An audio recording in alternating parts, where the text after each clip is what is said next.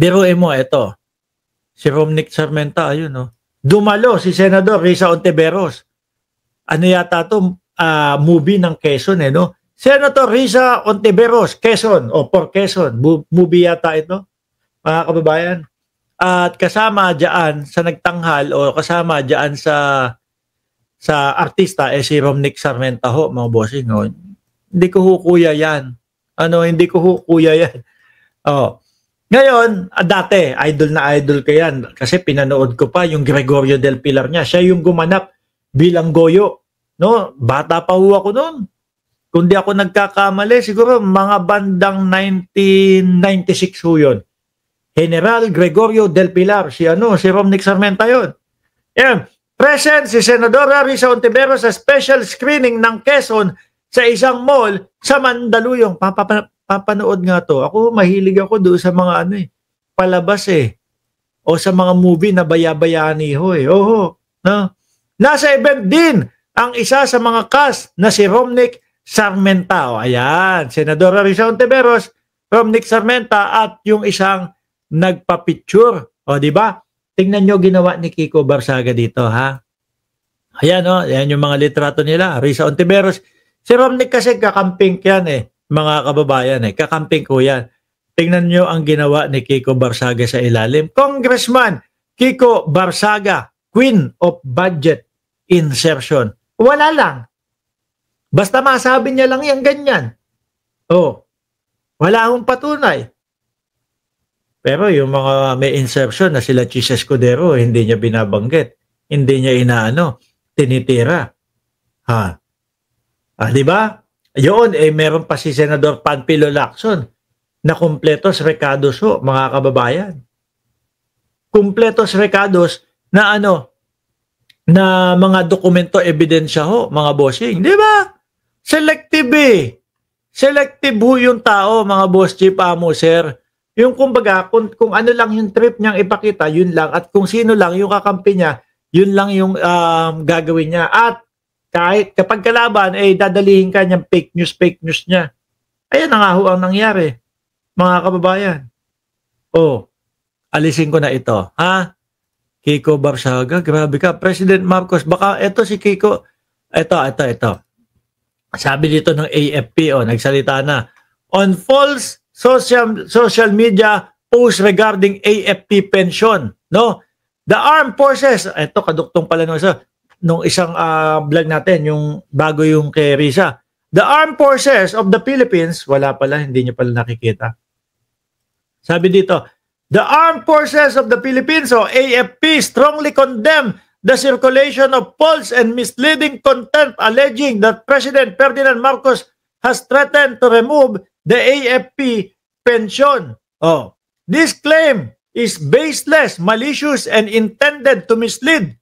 The AFP categorically states that there is no such directive, statement, or policy from President or any government agencies. On the contrary, the administration has consistently expressed its fullest support for our men and women in uniform, including the protection and sustainability of their pensions and benefits. Please note that the pension of the retired military personnel is protected under existing law.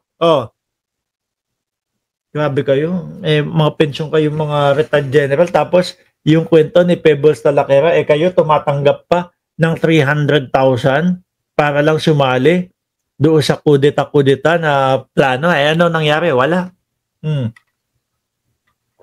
Wala, di ba? Nagkapera kayo, 300,000 daw, sabi ni Pebbles Talaquera. It is considered unearned benefits resulting from the at least 20 years of faithful, honorable, and dedicated service to the nation. Under the law, a retired soldier pension may only be forfeited if he or she is convicted sa krimen following due process and final judgment of competent court. No officials can arbitrarily remove or withhold such pension. Ganun pala, no? Kahit presidente. The AFP urge all public officials, especially those elected to position of leadership, to act with si Barsaga na nga. malamang kasuhan ng sedisyon ng AFP itong si Barsaga. Sige ho, tuluyan nyo na. Nakasuporta sa inyo ang mamamayang Pilipino, AFP, no? O kung sino ang posibleng magkaso at maaaring magkaso dito kay Barsaga. O, tuloy ko ho. And integrity when sharing information. Wala na si Barsaga.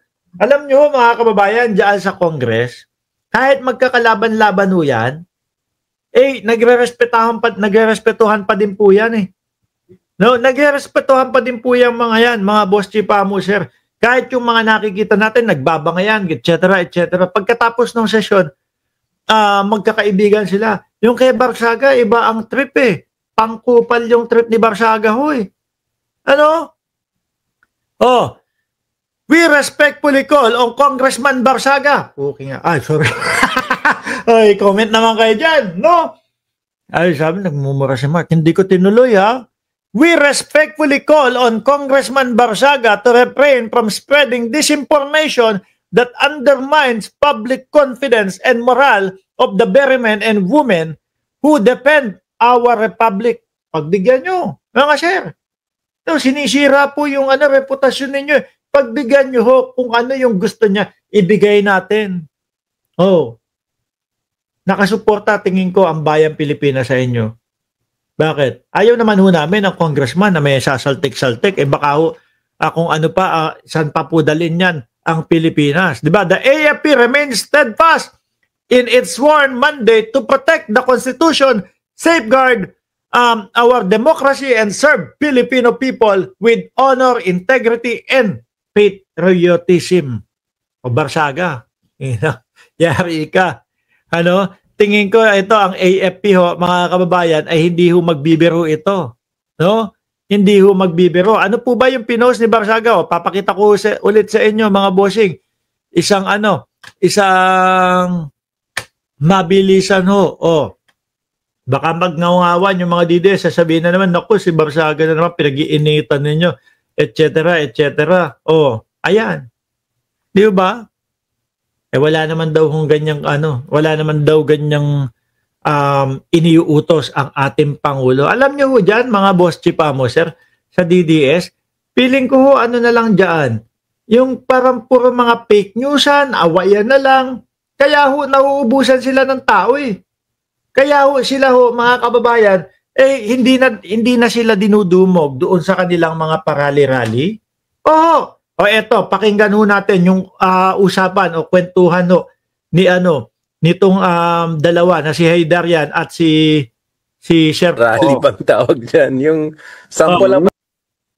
Pakinggan ho natin mga bossing chipamo, sir, ha? Yung mga rally daw po nila nung mga DDS ay ghost rally bang tawag dyan? Ghost rally na lang ang tawag sa inyo. Bakit no? Biruin mo naman.